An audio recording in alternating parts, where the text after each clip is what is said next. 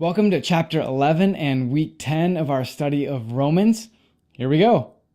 In chapter 11, Paul gives us this brand new picture to think about, this way of understanding what God's doing. He gives us this picture of an olive tree and actually olive branches. And he says that for most of us, we're like the olive branch off of a wild olive tree. And we've been broken off of that wild olive tree and grafted into the one true and good olive tree. And he says that's how we do it. And you might think to yourself, like, what does grafting even mean? How does that work? Well, grafting is this process where you take this branch or a vine or something of another fruit, and you graft it into a different tree or a different vine to make it so that it draws its nutrients from that. And that's what happens. And so as we get into it, Paul says this in Romans. And you Gentiles, who were branches from a wild olive tree, have been grafted in. So now you also receive the blessing God has promised Abraham and his children, sharing in the rich nourishment from the root of God's special olive tree. That's us. We were grafted into this true olive tree, a tree that has roots that go down deep, and they're able to nourish us in ways that the other one couldn't. That's what happens when you believe in and follow Jesus. You know the phrase, like family? Have you heard that phrase before? If you think of somebody, maybe a colleague or a friend, or maybe somebody back when you're in school who kind of became like family, I feel like there's some privileges that come along with that phrase. If you're like family, there's some fun things that you're able to do. For starters, you can walk in and out of the house without any problem. You're just kind of always invited over, always invited in. You have fridge privileges, right? You can just go in and raid the fridge whenever you want because you're like family. And so you can go and do that and raid the fridge.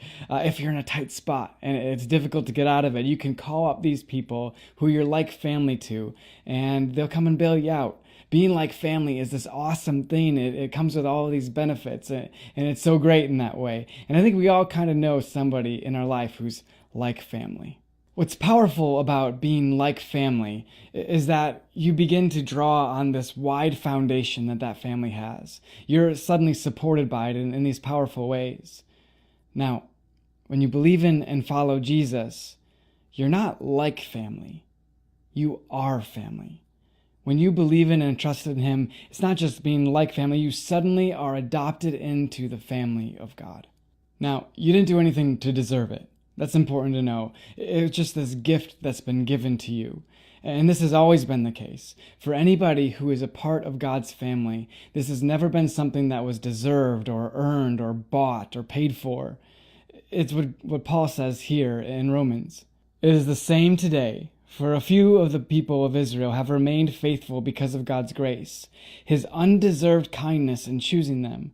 And since it is through God's kindness, then it is not by their good works. For in that case, God's grace would not be what it really is, free and undeserved.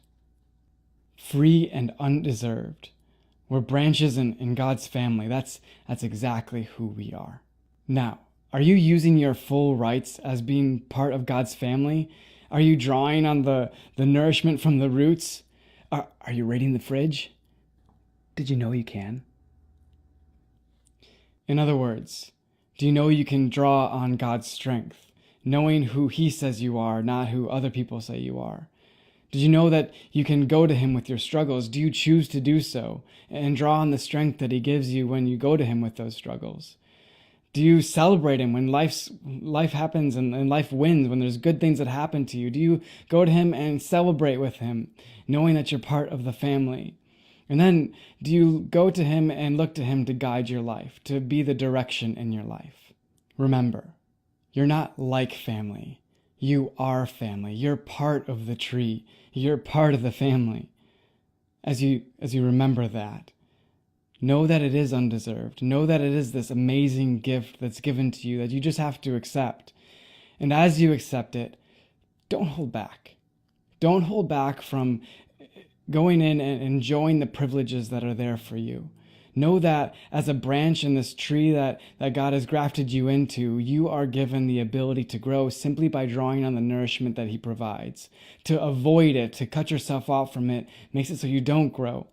So continue to grow. Continue to draw on the nourishment that God can provide. Now it's your turn. Go ahead, read chapter 11, and then as you do, ask yourself these questions. What jumped out at you as you read this chapter? How does what you read challenge you to transform the way you think? In what ways does this transformed way of thinking translate into living differently? And then for chapter 11 specifically, what changes in your life when you begin to draw from God's roots instead of the roots of other things?